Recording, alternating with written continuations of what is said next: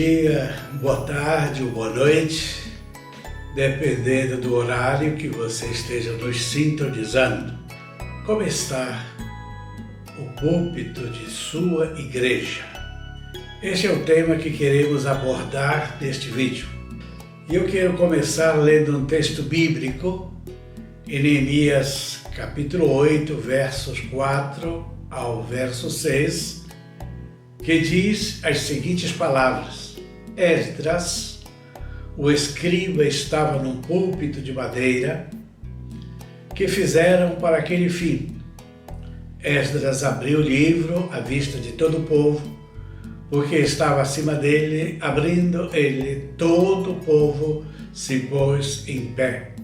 Esdras bendisse ao Senhor, o grande Deus, e todo o povo respondeu: Amém, Amém. E levantando as mãos, inclinaram-se e adoraram ao Senhor com o rosto em terra. Púlpito, meus irmãos, não é uma inovação da modernidade, é um móvel tradicional dos tempos bíblicos sobre o qual era feita a leitura das Escrituras Sagradas. Lamentavelmente, existem hoje igrejas que, além de terem abolido as bênçãos apostólicas no final do culto, também não usam mais púlpito. Porém, o tema de nossa reflexão nesta oportunidade é direcionada para aqueles cuja igreja ainda usam este importante móvel chamado púlpito. Todavia, a questão não é o tipo de material, se é madeira ou acrílico. Não é o tamanho, se é grande ou pequeno, não. Isto não faz a diferença. Tampouco não é a questão da iluminação sobre eles. O mais importante e a grande diferença consiste em saber como está o púlpito de sua igreja, ou seja, quem está ocupando este importante móvel em sua igreja.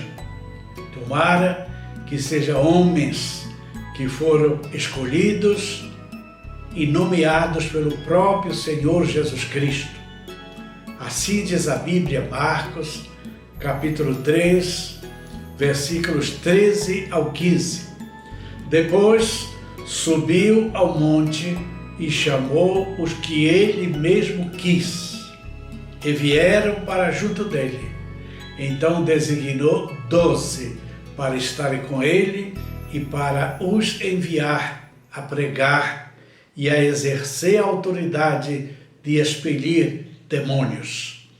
No Evangelho de João, capítulo 15, verso 16, nós lemos as seguintes palavras ditas pelo próprio Senhor Jesus Cristo: Não fostes vós que me escolhestes a mim, pelo contrário, eu vos escolhi a vós e vos nomeei.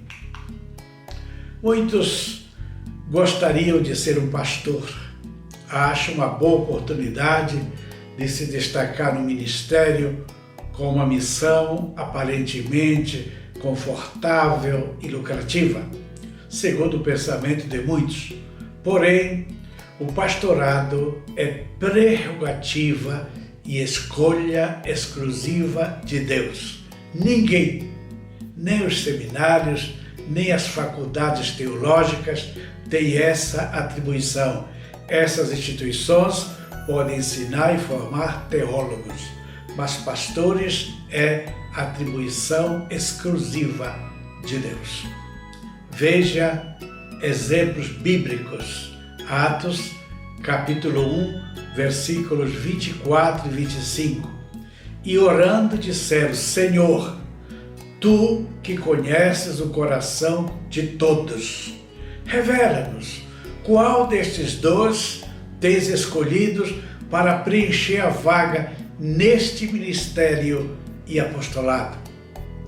Na carta do apóstolo Paulo aos Efésios, no capítulo 4, versículo 11, está escrito: e ele mesmo concedeu uns para apóstolos, outros para profetas, e outros para evangelistas, e outros para pastores e mestres.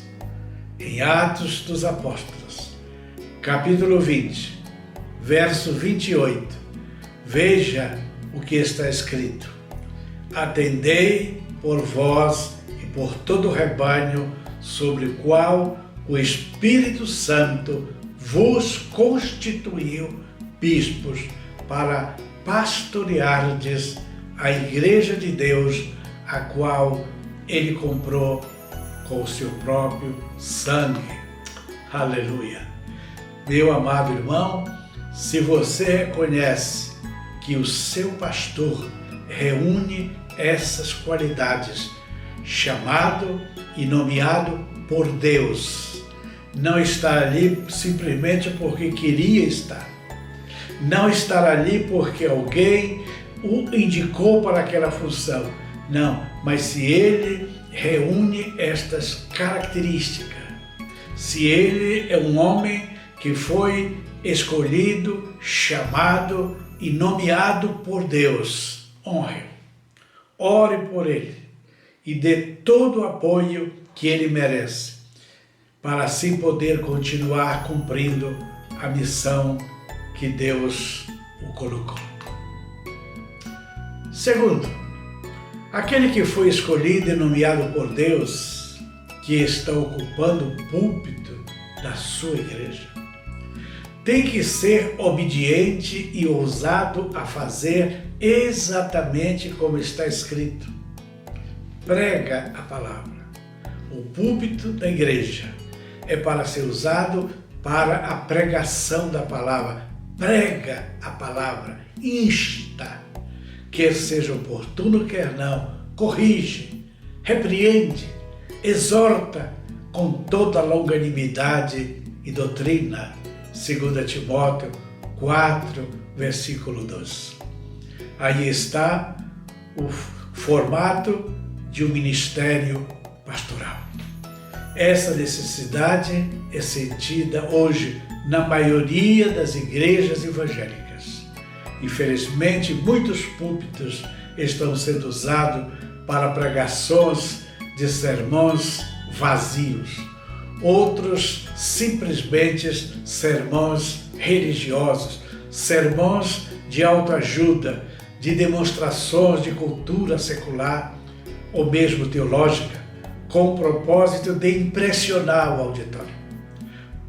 Púlpitos apregoando o judaísmo e ensinando as práticas desta primitiva religião. Púlpitos cheios de modismo, com práticas antibíblicas. A obra de Deus precisa de dinamismo, criatividade, estratégia e fervor, mas é preciso cuidado com atitudes sem respaldo bíblico. A Bíblia diz em Levíticos 10, de 1 a 3, que Deus não aceita fogo estranho no altar. Os mercadores da fé usam os púlpitos para oferecer de tudo como forma de atrair as pessoas, como anéis, rosas ungidas, medalhas imantadas, sabonete ungido, sal do Mar Morto, e se não bastasse, agora em meio à pandemia do coronavírus, estou ensinando o povo a plantar uma semente que é enviada pelos correios. Esta semente é chamada "Se tu uma bênção". A orientação é plantar a semente e fazer o depósito bancário de R$1.000 em nome dessa denominação. Isso se tornou até caso de polícia. Meu Deus, quanta falta de caráter, de respeito e de temor a Deus. Outros ainda usam os púlpitos para pedir ofertas de sacrifício, que podem ser relógios, bicicletas, televisão, carro, casa, etc. O apóstolo Paulo adverte que nos afastemos desses homens fraudulentos que se infiltram na igreja com aparência de piedade, mas traz ensinamentos contrários para tirar proveito da igreja. 1 Timóteo capítulo 6, nós vemos esta admoestação do apóstolo Paulo.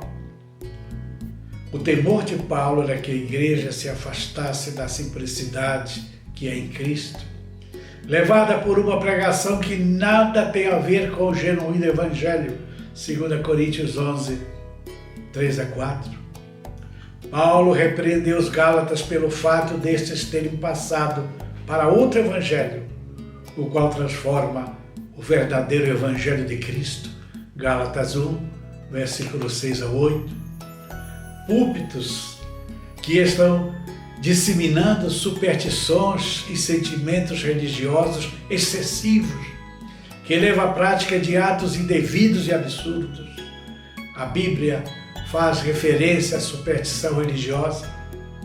Paulo cita como exemplo aos atenienses, em Atos 17, 22, diz, e estando Paulo no meio do Areópago, disse: varões atenienses, em tudo vos vejo um tanto supersticiosos. O que diria Paulo se vivesse nos nossos dias? Como nunca antes, existem tantos crentes com comportamentos e atitude supersticiosa como os que se seguem. Alguns exemplos que quero citar nesta noite. Para apagar os seus pecados. Há pouco tempo atrás eu fui convidado para participar de um daqueles encontros de uma igreja bem conhecida. E ali foi ensinado que todos deveriam escrever todos os seus pecados em pedaços de papel. Cada um recebeu a folha de papel e começaram a escrever os seus pecados, aquela relação tão grande de pecados escritos naquelas folhas, e logo foi acesa uma fogueira e todos lançavam aquelas folhas de papéis onde estavam escritos os seus pecados, crendo segundo um pastor que estava ensinando para que os seus pecados todos fossem perdoados definitivamente. Fiquei assistindo aquela cena e pensando, meu Deus, este povo está subestimando a eficácia do sangue de nosso Senhor Jesus Cristo. 1 João capítulo 1, versículo 7. Deixar a Bíblia aberta no Salmo 91. Devemos confiar no Deus do Salmo e não no Salmo em si.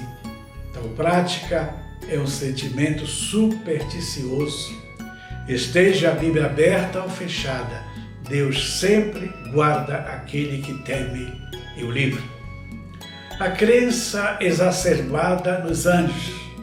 É verdade que os anjos do Senhor são enviados para servir a favor daqueles que hão de herdar a salvação, Hebreus 1,14. Mas não podemos supervalorizar os anjos, chegando a priorizá-los em nossos cultos. É muito comum, já ouvi muitas vezes isto, pregadores famosos chegando ao púlpito, dizendo: o anjo está entrando, dando voltas, passando pela plateia, em cada banco, e mandando o povo louvar e glorificar. Isto é uma aberração que se tem transformado em uma verdadeira angelolatria, o que a Bíblia condena.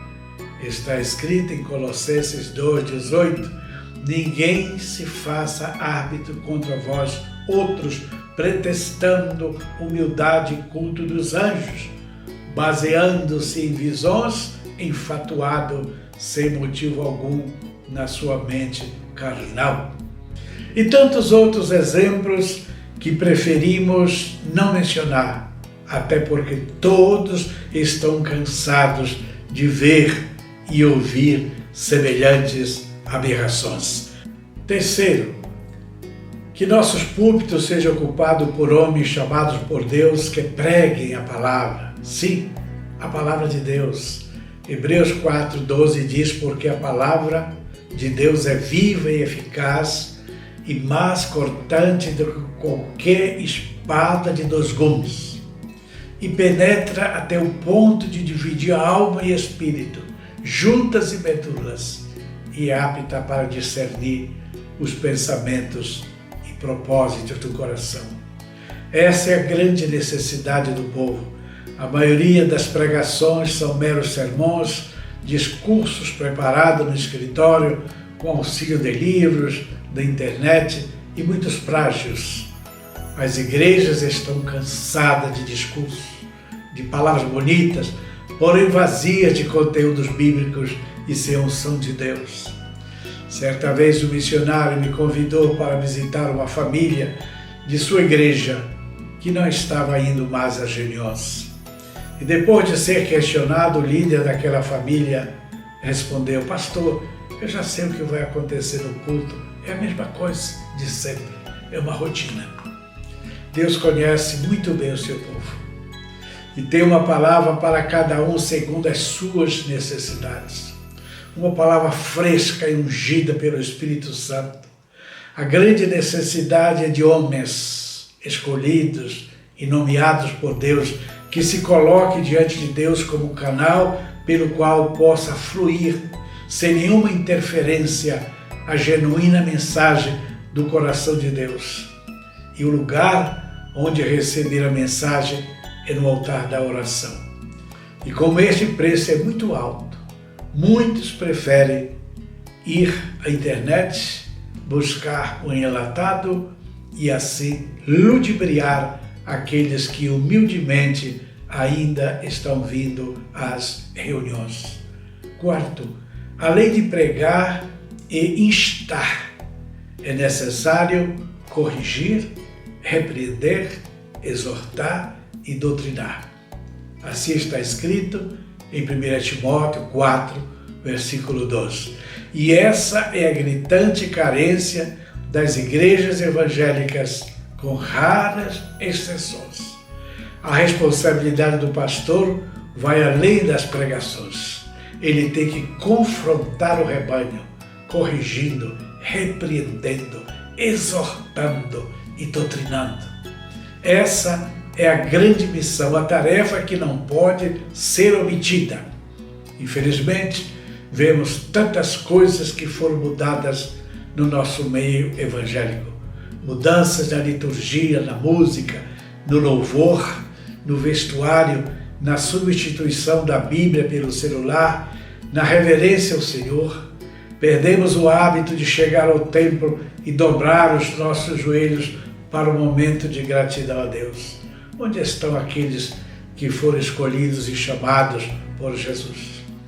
A maioria estão sendo omíscios, negligentes e covardes. Estão vendo o erro, mas não têm coragem para corrigir, para cumprir o seu dever. A Bíblia diz: maldito aquele que fizer a obra do Senhor relaxadamente. Jeremias 48, versículo 10. Em Atos, capítulo 20, versículo 28, está escrito: atendei por vós e por todo o rebanho, sobre o qual o Espírito Santo vos constituiu, bispos para pastoreardes a igreja de Deus, a qual ele comprou com seu próprio sangue. Não me tenham como ortodoxo, saudosista de usos e costumes, não. Muitas coisas precisavam ser mudadas, coisas que não estavam respaldadas pela Bíblia, porém os bons princípios e valores devem ser inegociáveis. A Bíblia diz em Provérbios 22, 28, não removas os marcos antigos que puseram os teus pais. O Senhor e dono da igreja está voltando. Então diz a Bíblia em Lucas 21, 27, então se verá o Filho do Homem vindo numa nuvem com poder e grande glória. Sim, meu irmão, eu creio no eminente retorno de Cristo. O palco já está montado, só falta o momento do aparecimento do Filho do Homem o Senhor Jesus Cristo. Se diligentemente cumprirmos a nossa missão, estaremos contribuindo, ajudando a noiva a ataviar-se para o grande e tão esperado encontro. Eclesiastes 9, versículo 10 diz: tudo quanto tiver a mão para fazer, faze-o, conforme as tuas forças. Deus abençoe a todos e a cada um em particular. Até o próximo vídeo. Deus mediante. Um abraço para todos.